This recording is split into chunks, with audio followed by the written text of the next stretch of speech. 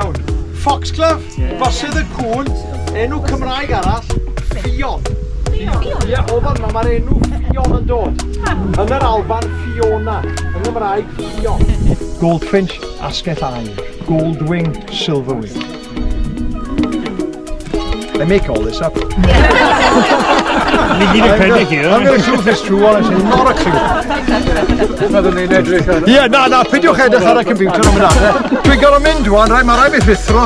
Dwi'n jyst eisiau dweud, dwi'n really mwynhau heddi. Mae o wedi siarad am natur,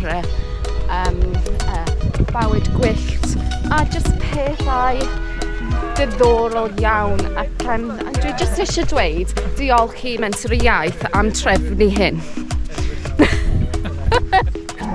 Diolch am drefnu y daith heddiw, mae hi wedi bod yn hyfryd iawn. Dwi'n hapus iawn i bod yma gyda Iolo.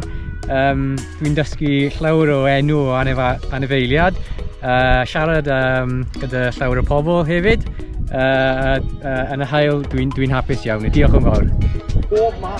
Dwi jyst i cael amser really nice allan yn y awr agored efo Iolo yn just gwrando am pethau am bywyd gwyllt.